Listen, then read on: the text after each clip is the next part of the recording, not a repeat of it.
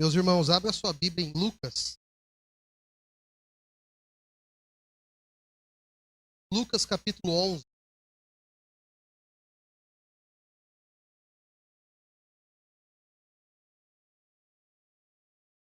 Nós continuamos a falar sobre igreja. O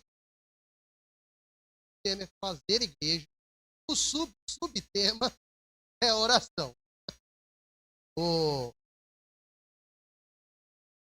Naquele primeiro domingo que o pastor Antônio falou sobre oração comunitária,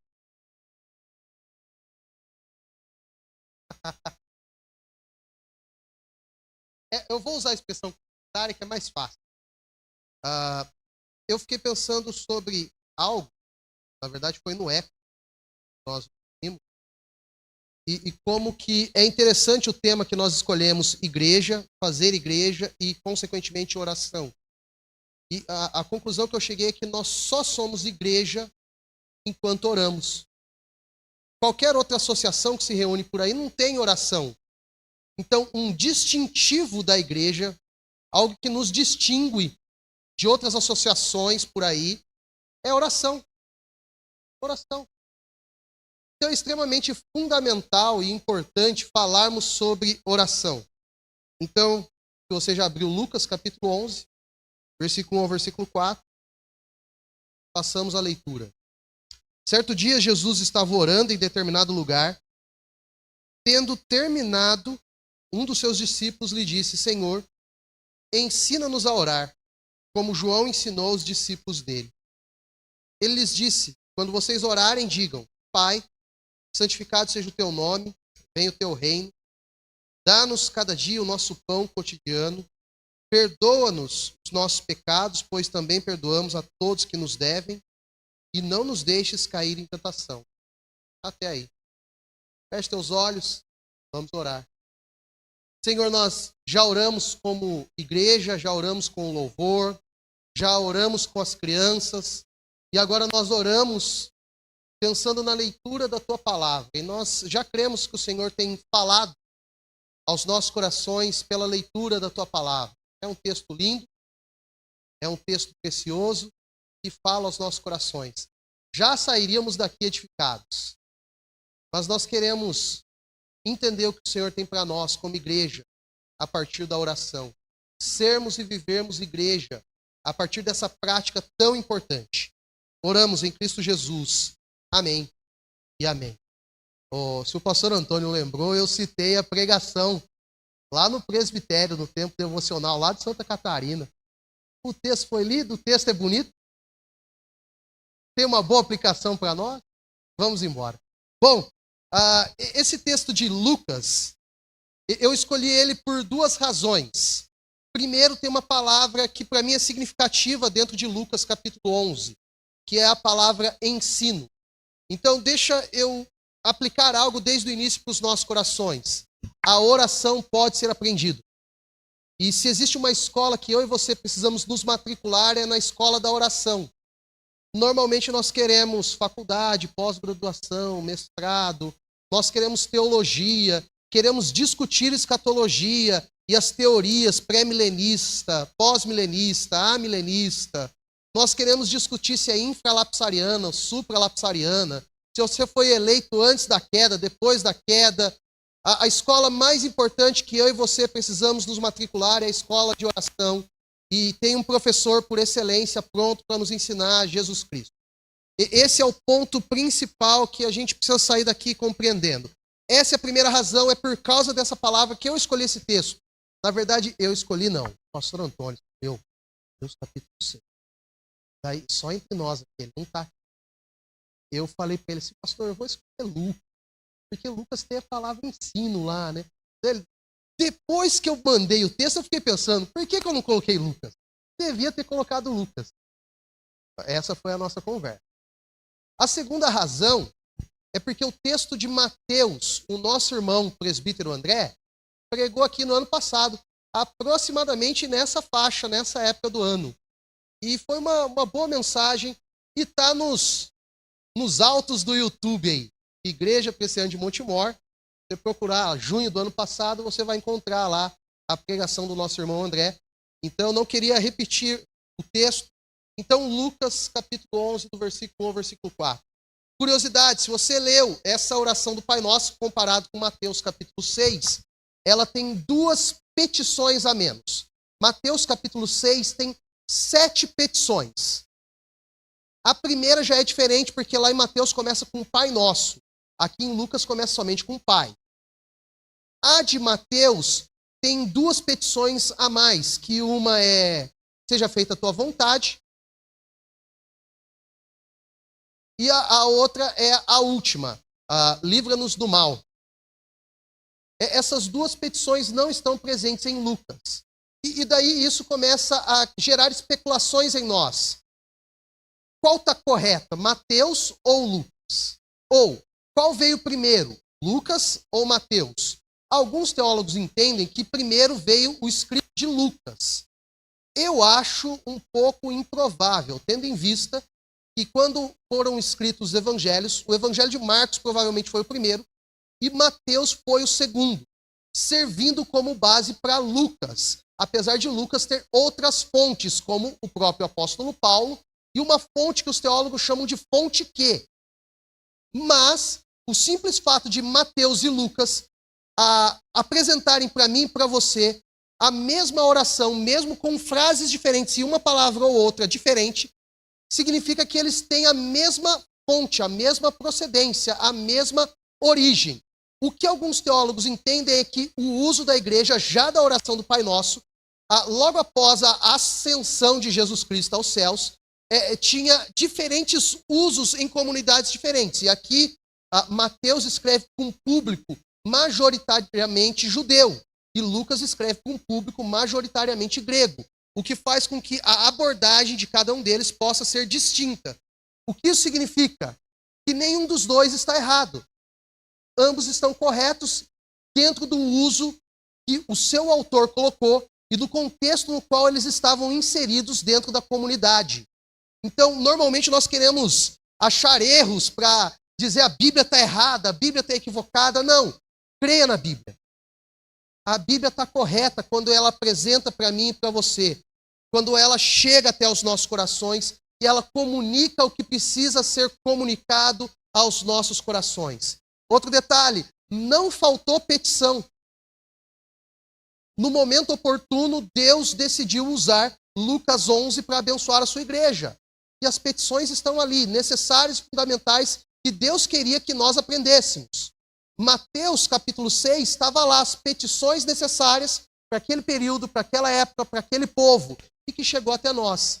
Chegou até nós por causa da ação sobrenatural de Deus, que no percurso de mais de 2000 anos, preservou, guardou, sustentou a palavra que foi inspirada pelo Espírito Santo, e que eu e você fazemos uso até os dias de hoje, e que nós devemos dar a devida importância, valor e significado para ela.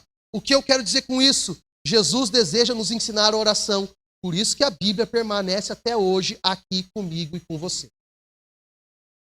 Mas ainda pensando nessa diferenciação, se vocês pegarem a vida de Jesus, o relato da vida de Jesus nos evangelhos de Mateus, Marcos e Lucas é chamado de sinóticos, porque eles têm o mesmo prisma. E agora não é o carro que eu tenho, que era do pastor, tá? É a ideia de olhar, é a ideia de visão, é a ideia de ótica. Eles olham pela mesma ótica. Daí você me pergunta assim, mas como? Se em Mateus a oração do Pai Nosso é no início, e em Lucas a oração do Pai Nosso é no meio. Se em Mateus a oração do Pai Nosso está dentro do Sermão do Monte, e parece que em Lucas está em uma das jornadas de Jesus. Simplesmente, provavelmente, Jesus ensinou essa oração em mais de um momento. Mais de um momento. Então, esses detalhes são importantes para nós compreendermos o texto e aquilo que está sendo apresentado para nós. Alguns teólogos também entendem que essa oração ela tem um viés escatológico. Já que eu mencionei pré-milenismo, pós-milenismo, amilenismo, que são correntes escatológicas, algumas pessoas entendem por causa dessa simples expressão, venha o teu reino, como uma oração escatológica. Uma oração pedindo para que tudo acabe de uma maneira rápida, para que Jesus volte de uma maneira rápida. O que nós podemos entender é que não necessariamente ela seja escatológica, mas que ela apresente o reino de Jesus para todos nós. Daqui a pouco eu aprofundo melhor isso.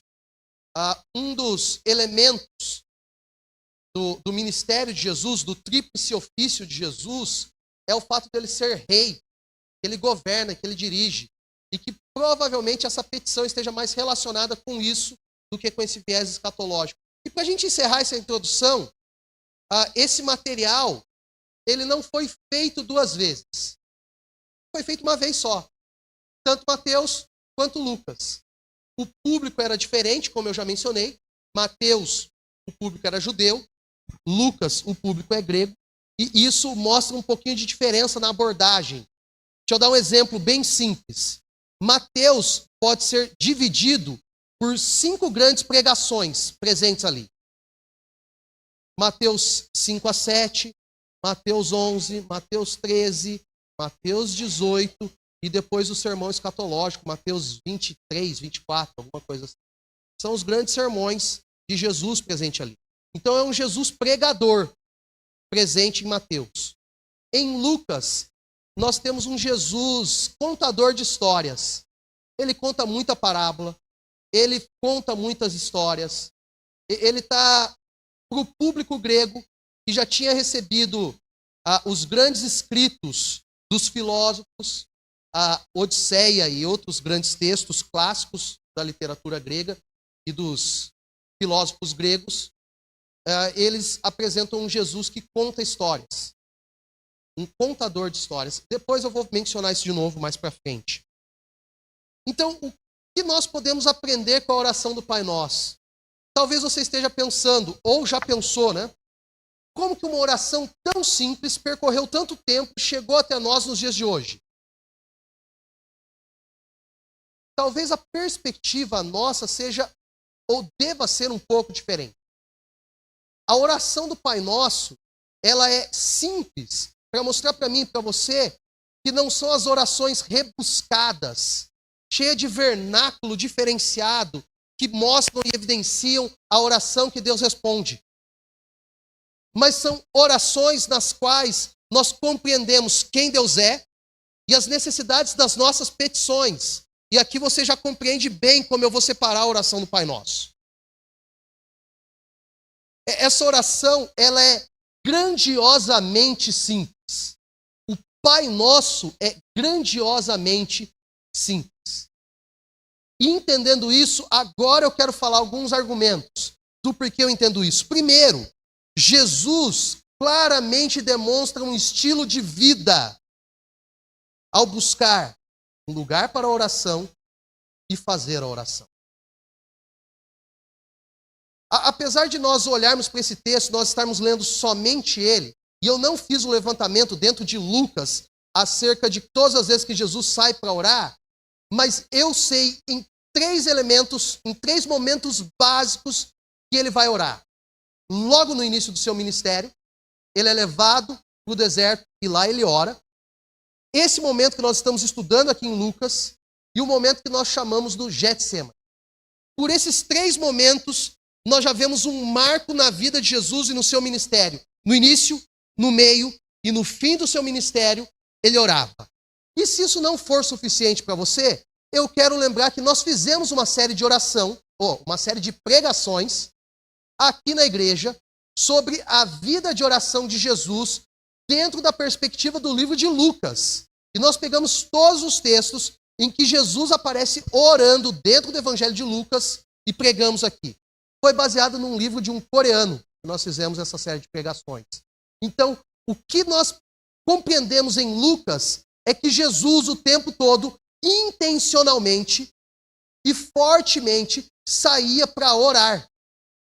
Então, Jesus está demonstrando para mim e para você que a oração não era um escape, não era num momento oportuno, a oração era prioritária e a oração era fundamental na vida e no ministério de Jesus.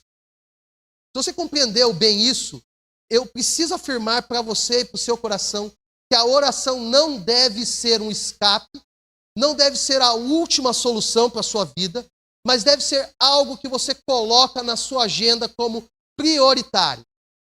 E fique tranquilo, lá para o final eu quero dar algumas dicas para talvez ajudar você a incorporar a oração no seu cotidiano. Por enquanto, eu quero que você perceba quem Jesus é. Jesus é um homem de oração. O que Jesus fazia? Orava. Aqui é extremamente importante. E aqui tem um detalhe um pouquinho além, que eu preciso falar acerca disso. Principalmente por causa da palestra que nós tivemos ontem. Jesus estava orando e os seus discípulos perceberam isso. Viram isso. Eles já conheciam Jesus como um homem de oração. E apesar do contexto de Mateus, capítulo 6, Jesus falar para entrar no seu quarto, fechar a porta e em secreto orar. Obviamente Jesus lá está combatendo os fariseus que oravam em público, oravam de si para si mesmo e faziam da oração muito mais performance religiosa do que encontro com Deus. Eu entendo tudo isso, mas aqui em Lucas é perceptível que Jesus orava intencionalmente para que os seus discípulos vissem. Pais, mães, orem de tal maneira que os seus filhos vejam que vocês oram. Deixa eu aprofundar um pouquinho mais isso. Não somente orem de uma maneira que eles vejam, mas orem também com eles. Eu estava assistindo a pregação que o pastor Antônio fez no batismo da Maitê, e ele estava falando do caminho, num determinado momento do texto. A nossa jornada como pais é uma jornada para a vida toda como filhos. Eu vou falar aqui de Jesus como um modelo que nós devemos seguir, claro que sim. Mas os nossos filhos, antes de enxergar... Eu estava procurando você. Eu só achei o Douglas lá. Antes de enxergarem Jesus, os nossos filhos enxergam a nós. E nós precisamos ensinar a eles. Algumas coisas nós ensinamos na prática. E a oração eles precisam ver. E o segundo passo, precisamos orar com eles.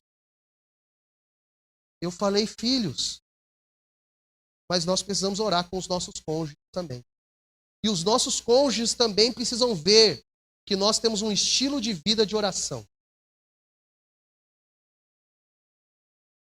Eu gosto desse texto. Esse texto, os discípulos vêm, e daí eles se aproximam, e daí eles fazem o pedido.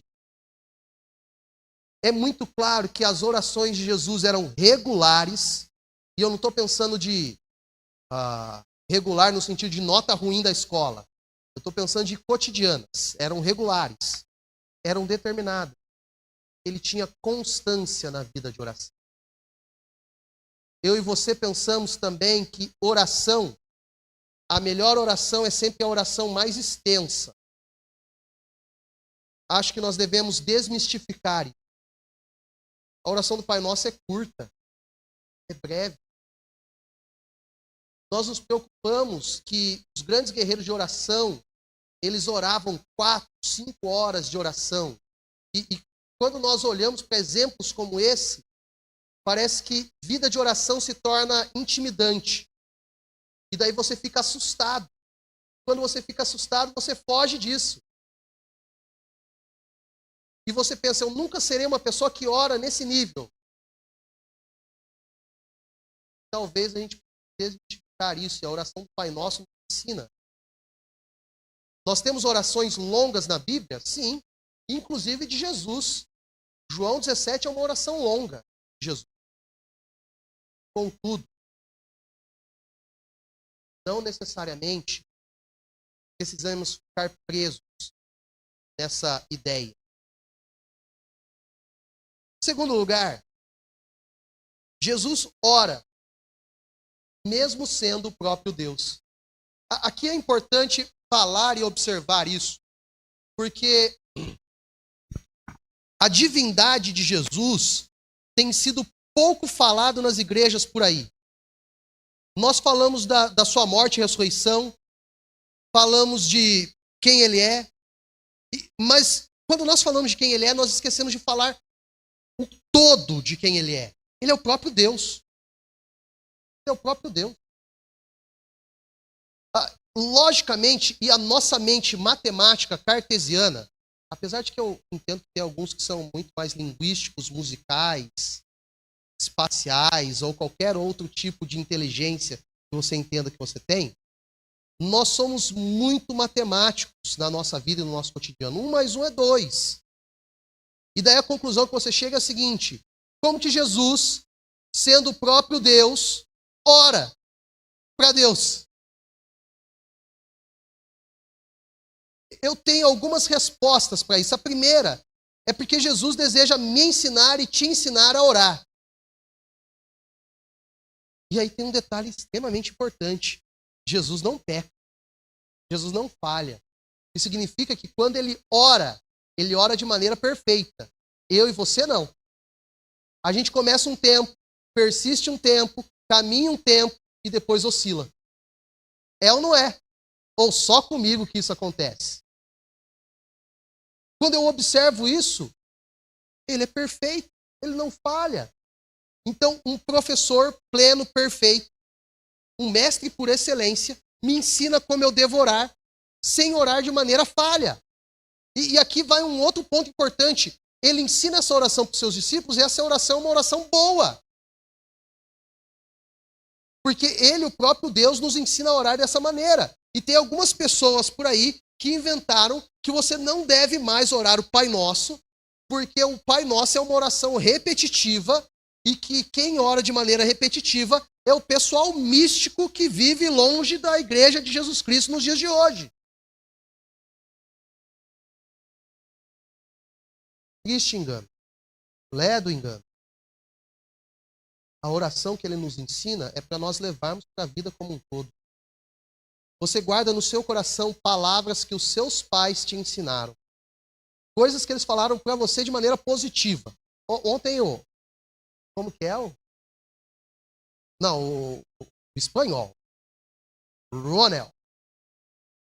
Olha lá. Não sai. Ontem ele usou o exemplo de maneira negativa.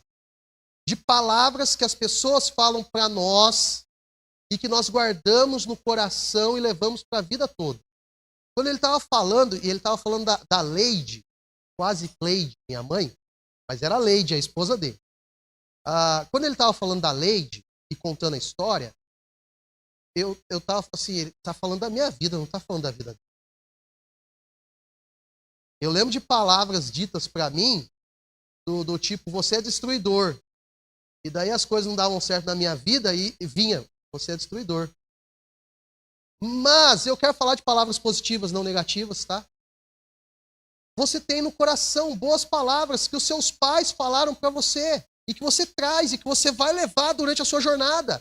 A oração do Pai Nosso é uma palavra dessa, na qual o próprio Deus nos ensina a fazer. E nós levamos ela para o restante da vida. Desde 2015, o pastor Antônio e eu, nós temos lido, estudado, meditado, pregado, e se tornou a classe de escola dominical que nós temos tido aos domingos pela manhã, a trilogia do James Bryan Smith, Maravilhoso e Bom Deus. E ele passa o treinamento para a alma, que são as práticas de disciplinas espirituais que você coloca em prática durante a semana. Desde 2015, eu leio o Salmo 23 e oro o Pai Nosso todos os dias, como uma prática de disciplina espiritual minha. Jesus me ensinou a fazer isso. Jesus me ensinou a guardar a palavra dele. Jesus me ensinou a orar o que ele ora. Um segundo detalhe extremamente importante é que eu e você, Jesus é o próprio Deus, é isso que eu estou explicando, tá? E ele ora. Por que nós oramos? Lá em Romanos, capítulo 8, versículo 29, diz que Deus de antemão nos chamou, nos predestinou para sermos conforme a imagem do seu Filho, Jesus Cristo. Isso significa que, gradativamente, quanto mais nós cultuamos, isso mesmo, cultuamos, porque o culto tem duas partes bem simples. A primeira parte, eu e você adoramos a Deus. alguns domingos atrás eu preguei em Atos 13, do 1 ao 3, e lá tinha a palavra adoração. Eles estavam reunidos, oravam, jejuavam e adoravam. E eu expliquei que a adoração é disciplina espiritual. Quando nós nos reunimos numa parte do culto para cantar louvores, erguemos as nossas mãos, nos ajoelharmos diante de Deus, isso é disciplina espiritual. Tem dia que você não quer vir para o culto, mas você vem. E nisso você está treinando o seu interior nessa disciplina espiritual que é a adoração. Mas o culto tem uma segunda parte, que é quando Deus fala conosco, que é a pregação. Ele ministra aos nossos corações, ele fala o querer dele. Por que que essas duas coisas acontecem? Ele prega para que nós sejamos mais parecidos com Jesus Cristo, o seu Filho. O seu Filho, Jesus Cristo, o próprio Deus, o Verbo que se fez carne, ora. Nós devemos orar. Devemos. Então perceba, tudo que nós fazemos é com um objetivo bem simples. Romanos 8, versículo 29. Sermos parecidos com Jesus. E isso se evidencia em como nós vivemos os nossos casamentos, como nós criamos os nossos filhos, como que nós agimos no nosso trabalho, como que nós nos portamos em sociedade, como nós pensamos tudo que está à nossa volta e refletimos Jesus Cristo a partir de tudo isso. Mas perceba, eu estou falando de oração. Em última instância, oração não é um meio para você conseguir um emprego. Porque quantas pessoas você conhece que pediu para orar por um emprego e quando conseguiu o emprego esqueceu de Deus? Eu conheço algumas, para não dizer várias. Oração também, as pessoas pensam que é só para conseguir uma cura, um milagre. Quantas pessoas foram curadas de maneira extraordinária e depois abandonaram a Deus? Lucas capítulo 17, se não me falha a memória, tem 10 leprosos. E Jesus cura eles todos. Somente um volta para agradecer. Nós fazemos da oração algo extremamente utilitário. Só que a oração como disciplina espiritual e uma prática que nós devemos ter, em última instância, nos leva a sermos mais parecidos com Jesus. Então Jesus ora sendo o próprio Deus. Porque o fato dele orar me ensina e te ensina a seguir o exemplo dele. E quanto mais nós oramos, mais parecidos com Jesus nós somos. Faz sentido isso para você? Terceiro lugar, eu preciso voltar para cá, senão eu não consigo ler, né? Jesus é o mestre por excelência. Eu literalmente copiei o título de um livro do Augusto Cury. E ele tem uma série de livros falando de mestre por excelência, professor por excelência, psicólogo por excelência, em que ele aborda a vida de Jesus nessas perspectivas de quem Jesus é. Inspirado nisso,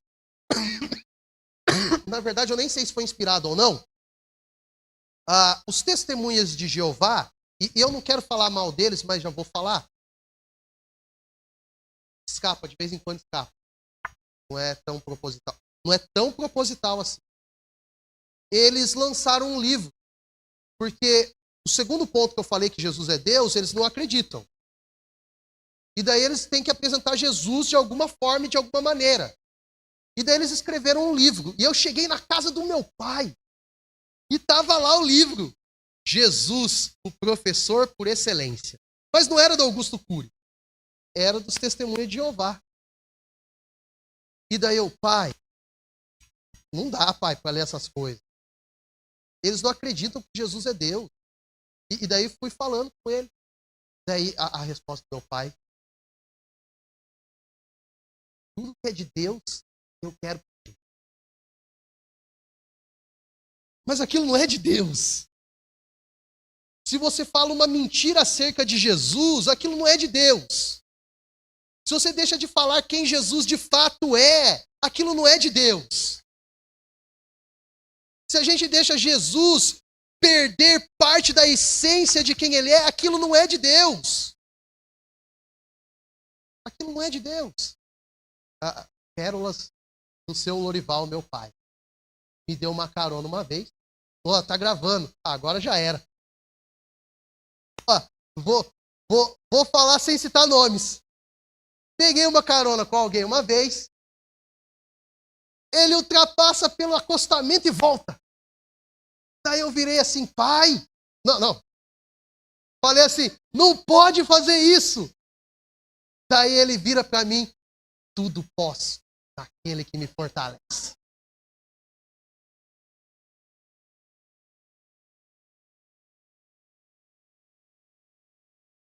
O Jesus, mestre por excelência, de fato, mestre por excelência, porque ele ensina de maneira perfeita, plena, e nós aprendemos com ele, não ensina essas coisas para nós. Ele ensina quem ele é o caminho, a verdade e a vida. E nós precisamos voltar a isso, e ele está ensinando para os seus discípulos. E só detalhes que são importantes aqui. Os discípulos citam João Batista. Alguns teólogos entendem que João Batista é um profeta, outros entendem que João Batista é um rabino. Para as duas categorias vale e serve, porque no Antigo Testamento os profetas eles tinham uma escola de profetas. E se vocês lerem Elias, Eliseu, vocês vão perceber que essa escola funcionava e tinha um determinado número de alunos. Tanto que tanto Elias quanto Eliseus tinham os seus discípulos que caminhavam com ele e tudo mais, tá? Então serve para profeta, mas serve também para os rabinos. O que eles tinham naquela época?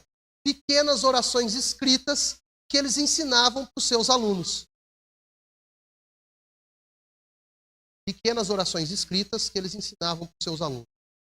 Então deixa eu fazer uma outra aplicação. Eu estou aplicando demais e não deveria estar fazendo isso, porque eu escrevi para falar lá embaixo. Lá embaixo não. Lá embaixo no meu texto aqui, tá? Não é errado você pegar um livro de orações e orar aquele livro de orações. O pastor Antônio recentemente não, foi ano passado. Ele me mandou um livro de orações para orar aquele livro antes de dormir. Se vocês quiserem, peçam para ele. Há alguns anos, o pastor Antônio e eu temos usado um livro de orações do John Bailey, que tem as orações da manhã e as orações da noite. Recentemente, uma editora que eu não lembro o nome, lançou um livro intitulado Vale da Visão, que a Célia, nossa irmã, que me deu de aniversário há 2 anos atrás. Agosto está chegando. 10 de agosto, dia lindo. Tá? A Josi fica feliz quando eu falo isso aqui, tá? Então, aceito livros de presente. Pronto, fechei um momento de pedir aqui, fechei. Ela me deu o livro, O Vale da Visão. É um livro inteiro de orações dos puritanos. E tem orações lindas ali. Lindas. No meu tempo devocional, durante quase 1 ano, eu usei ele como base das minhas orações. Então não é pecado. Os rabinos faziam, os profetas faziam. Jesus está ensinando dessa maneira para os seus discípulos. Está ensinando. Nós precisamos entender que a pedagogia de Jesus é uma pedagogia vasta. Ele estava ensinando aqui pelo exemplo. Ele estava ensinando aqui porque ele já tinha compreendido como os rabinos e os profetas faziam. Mas não é limitado a isso a didática de Jesus. Se você ler os evangelhos, você vai perceber que tem um detalhe extremamente importante de Jesus na sua didática. Ele nunca entregava as respostas prontas para você, mas ele sempre vinha com uma pergunta. Isso era influenciado pelo pensamento grego, que era intitulado de maêutica. Sócrates, que cunhou isso, que começou dessa maneira. Então ele fazia perguntas para que as pessoas chegassem às respostas. Isso é algo didático de Jesus. Ele ensinava as pessoas dessa maneira. Lucas 11, ele não está usando maêutica. Ele está ensinando de maneira clara, direta, os seus discípulos. Mas é a didática de Jesus. No Evangelho de Lucas, um dos textos que você mais ama e mais gosta é a parábola do filho pródigo. Lucas capítulo 15. E eu não sei você, mas quando eu lembro desse texto, eu fico maravilhado como o pai agiu naquele texto. Mas como Jesus está ensinando ali? Ele está contando história. Está contando uma história. Ele também ensina fazendo isso. E aqui tem um ponto extremamente importante para mim e para você. Eu e você gostamos de história muito mais do que pensamos. Você assiste filme, não assiste? Assiste séries no Netflix, né? Ainda assiste novela? Você gosta de história. Você gosta de história. Deixa eu te falar algo. A macronarrativa da existência humana inclui eu e você na história da redenção. Nós fazemos parte de uma história muito maior. Uma história que Jesus conta, que Jesus escreve e que nós fazemos parte. Perceba, de vez em quando você não gosta de contar uma história para o seu filho, mas é a maneira como Jesus ensina. Ele conta a história e ele nos insere numa história. Fazemos parte disso. Não tem para onde fugir. Ele também prega, né? Ele também prega. E aqui só um detalhe, o meu evangelho predileto é Mateus. Eu gosto de Jesus pregando. Eu gosto de história. Mas tem gente que prefere mais Lucas do que Mateus. Eu prefiro Mateus. Hoje eu escolhi Lucas. Até como desafio, né? Ficar só em Mateus fica difícil. Então, perceba. Jesus está ensinando. Constantemente ensinando. Ele poderia simplesmente dizer para os discípulos assim, vocês precisam orar, né? Eles podiam dizer assim, ora aí as palavras que você sabe. Mas não. Ele não faz. Eu preciso caminhar porque eu preciso dividir a oração aqui, o nosso tempo está indo. O Meyer, nem sei se é assim que fala, ele diz o seguinte, a grande tragédia da vida não são as orações não respondidas, mas as orações não feitas. Eu vou repetir. A grande tragédia da vida não são as orações não respondidas, mas as orações não feitas. Precisamos orar. Quando eu olho para a oração do Pai Nosso, tem duas grandes divisões. A primeira parte da oração é relacionada a Deus. E daí você tem três petições. A relacionada à paternidade. Eu não vou entrar em pormenores, mas tem várias pessoas na nossa sociedade com dificuldade com paternidade. E daí tem dificuldade de enxergar Deus como de fato Deus é. Porque não tiveram bons relacionamentos com os seus pais.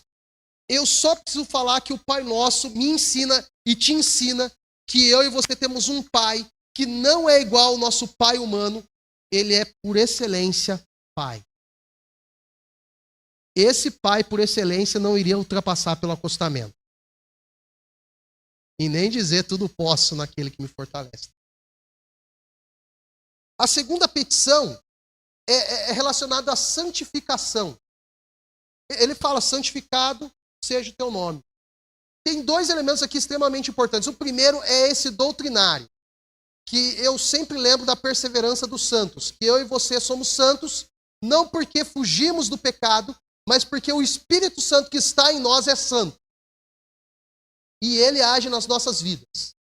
O segundo elemento, eu estou na dúvida se é o segundo ou o terceiro mandamento, que fala do não falar o nome de Deus em vão, alguma coisa nesse sentido. Eu estou na dúvida se é o segundo ou se é o terceiro. Quando você vai lá em Êxodo capítulo 20, não tomar o nome do Senhor teu Deus em vão. Santificação do nome dele tem relação com isso. O nome dele é um nome especial. O nome dele no Antigo Testamento, até os dias de hoje, eles não pronunciam, não falam. O tetragrama, as letras que aparecem lá e que algumas pessoas traduzem por Jeová, é um erro hermenêutico. Outras pessoas traduzem por Javé, é outro erro hermenêutico. Outros traduzem por Iavé, também é outro erro hermenêutico. Porque o nome de Deus não é falado em lugar nenhum da Bíblia, esse nome. Ele está escrito com o tetragrama, mas não tem os códigos maçoretas. No hebraico tem uns sinaizinhos gráficos embaixo que indicam como que aquela palavra deve ser falada, porque o hebraico não tem vogais, só tem consoante. Então esses sinais gráficos ajudam a gente a ler. Não tem no Antigo Testamento o nome de Deus. Não tem. Por isso que esse nome é santo. Esse nome é santo. A terceira petição é relacionada ao seu reinado. E aqui tem uma curiosidade. Tem um pai da igreja que era chamado Gregório de Nissa. E nessa oração ele escreveu: não venha o teu reino, mas venha o teu Espírito Santo. Só a título de curiosidade nas pesquisas que a gente acaba fazendo, tá? Mas aqui é o ponto que eu queria falar do reinado de Deus. Ele reina desde o início. Ele não perdeu o controle do seu reinado. E quando Jesus está ensinando isso, ele está falando um pouco de quem ele é. Porque o tríplice ofício de Jesus, profeta, sacerdote e rei, compreende o reinado de Jesus. Ele reina sobre todo. Agora, essa petição é para que isso fique claro sobre as nossas vidas. Bom, essa é a primeira parte, ela é relacionada a Deus. A segunda parte é relacionada à humanidade. Mas a humanidade nas nossas necessidades. Olha como ele fala. Dá-nos o pão nosso de cada dia. São necessidades fisiológicas. Eu e você precisamos de alimento. Precisamos comer. Somado a isso, quando nós oramos, também oramos por casa, oramos por um certo conforto. Ele está ensinando essas necessidades para nós. A segunda, ele fala sobre perdão. E ele ensina perdão em duas perspectivas aqui. Perdão na perspectiva de que ele nos perdoe, o próprio Deus nos perdoe, e de que nós já temos tido uma prática de perdoar uns aos outros. Então ele está falando de um perdão que é extremamente importante e necessário. De novo, eu não quero me ater aí. Eu quero que você saia daqui entendendo que Jesus está te chamando para orar. A terceira petição, ela está relacionada à proteção. Ele fala: e não nos deixes cair em tentação. Obviamente, quando eu estou pensando em tentação, eu não estou pensando somente nas hostes malignas, satânicas, diabólicas que existem por aí. Não estou pensando só no vermelho, no capiroto, no diabo, no tentador. Ele existe, ele de fato está por aí. Nós não podemos brincar com ele. Mas eu estou pensando em outras proteções que nós precisamos. Proteções contra enfermidades, contra perseguições, contra pessoas que querem o nosso mal. E tudo isso cabe dentro da oração. Pensando nisso, nesse esquema de separação da oração, a primeira parte em relação a Deus, a segunda parte em relação às nossas necessidades, Jesus ora com a mente no Antigo Testamento, em especial no Decálogo, nos 10 mandamentos, nas 10 palavras. Porque se vocês lerem os... Perdão, gente. Se vocês lerem os 10 mandamentos, o mandamento do primeiro até o quarto é relacionado a Deus. Do quinto ao 10º é relacionado à humanidade. Quando Jesus ora, a inspiração dele é uma inspiração bíblica. E ele segue o modelo bíblico. Primeiro Deus, depois as nossas necessidades.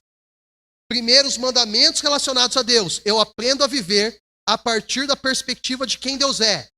E segundo, a partir da minha vida em sociedade. Nós invertemos. Nós colocamos a nossa necessidade em primeiro lugar. Um exemplo bem simples, eu tenho repetido ele aqui na igreja. A nossa semana não começa na segunda. A nossa semana começa com domingo, o dia do Senhor. A nossa semana começa com a adoração e não com o trabalho. Esse é o princípio bíblico. Deus criou a humanidade e descansou. E daí tem tarde e manhã. Por que tem tarde e manhã? Porque descansa primeiro e depois trabalha. Então, nós precisamos mudar a nossa mente aí. Papo coach agora, alemão. Mas nós precisamos mudar a nossa mente. Porque não começa na segunda no trabalho. E você já está pensando no seu trabalho aqui enquanto você está me ouvindo. A nossa semana começa com o nosso culto de louvor e adoração. Então eu preciso caminhar para o fim, porque eu já me estendi demais. E eu já falei isso também. O Spurgeon diz o seguinte: É a profundidade e não a extensão da oração que é desejada. É a profundidade e não a extensão da oração que é desejada. Então, para eu encerrar não, para eu quase encerrar, eu acho que o pastor Antônio saiu, então eu posso com o pastor velho. O pastor velho chega perto do fim e fala, estou acabando. Daí não acaba, daí muda o tópico. Estou acabando. E não acaba, né? Estou ficando pastor velho. Eu tenho 4 aplicações. A primeira, se existe algo que precisamos aprender, isso não está relacionado à teologia, mas sim à oração. E nessa escola, todos nós somos aprendizes. Essa é a primeira aplicação. Eu e você precisamos estar nessa escola. Os nossos filhos precisam estar nessa escola. O nosso casamento precisa estar nessa escola. Segunda aplicação. Vida de oração não é para ser glamurosa. Fui longe com essa palavra, hein? Não é uma forma de demonstrar performance religiosa. Tá vendo tanto que eu oro? Não é para isso. Mas a oração é para ser um encontro. Eu gosto de definir oração como aquele encontro que você tem com um amigo seu, que você gosta dele, e vocês tomam uma xícara de café juntos e batem um papo. Alguns preferem vinho, né? Mas a xícara de café serve bem. Depende da hora, né? Tá certo. Oração para mim é isso. Oração é encontro. Oração é estar com alguém. Oração é estar com alguém. E normalmente nós pensamos que oração não é isso. Oração, eu anotei em algum lugar. Oração é o encontro da sede de Deus e da sede do homem, disse Agostinho. Oração é o encontro do sagrado, próprio Deus, e do pecador profano, eu e você. Oração é o encontro do eterno com os temporais, não de tempestade, né? Mas de tempo, eu e você. Isso é oração. É essa intersecção, é esse momento, é esse encontro. Isso é oração. Terceira aplicação. Não se preocupe com palavras bonitas na oração. Em alguns momentos, nem palavras sairão. Você só estará com ele quando não estiver só chorando com ele. O que vai acontecer? E se não aconteceu, se prepare. Quarta e última aplicação. Oração é uma disciplina espiritual. Portanto, deve se tornar um hábito. Hábito é adquirido depois que você coloca aquilo na sua agenda e replica aquilo durante um determinado período de tempo. O que alguns estudiosos entendem o prazo mínimo de 21 dias. 21 dias. Então, tem alguns livros de devocionais que ele está assim, 21 dias com Deus. O objetivo dele é tentar desenvolver o hábito em você. Então, ele se torna um hábito na medida em que nós lutamos contra a procrastinação. O que é a procrastinação? É o que eu preciso fazer, o que eu precisava fazer ontem, eu ter jogado para hoje. E precisava fazer hoje e joguei para amanhã. Isso é procrastinação. Nós fazemos isso com a oração. A gente sempre deixa para depois. A gente sempre deixa para o tempo livre. Então, até se tornar um hábito, na medida em que lutamos contra a procrastinação e a agenda que me impossibilita de orar. Então, eu quero dar algumas dicas para você orar mais. Primeiro, volta ao hábito de orar nas refeições. Sabe orar antes de comer? Seus pais faziam isso? Volta esse hábito. Para ali, alguns instantes e ora antes das refeições. É ser quadrado? Ser quadrado está imitando Jesus. Outro. Ore ao acordar e ao levantar.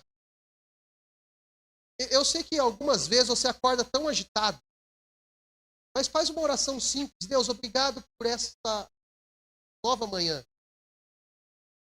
Eu sei que de vez em quando você vai deitar tão cansado, mas faz uma oração bem simples. Deus, obrigado pelo dia que passou e por tudo que eu vivi. Você não vai gastar mais de 15 segundos para isso. Lembra, a oração do Pai Nosso é simples. Faça aí. Outra dica. Aproveita enquanto você dirige o seu carro. Eu sei que algumas vezes você vai estar sozinho dirigindo o seu carro pela cidade, pelas estradas por aí. Preste atenção no trânsito? Claro que sim. Mas ore. Ore. Ore. Aproveite esse momento e ore. Outra dica. Tenha parceiros de oração. Você vai orar com eles de tempo em tempo. Talvez não toda semana. Talvez uma vez no mês. Mas além de ser um parceiro de oração, que ele também te cobre acerca disso. E aí, como está a sua vida de oração? Está orando? Não como um fardo, mas como um estímulo para crescer. Outra dica. Manda mensagem para o pastor Antônio, pede o livro de oração que ele tem lá. Daí ele encaminha para você. A última. Marca na agenda. Marca o horário. Marca o local onde você vai orar. Se você não fizer a sua agenda, as outras pessoas farão ela por você. Se você não se programar, você entra na maré das vidas das outras pessoas e vai embora. Se a oração você entendeu que é importante, marca ela na sua agenda. Marca. Separa tempo, local. Vai lá e... Amém?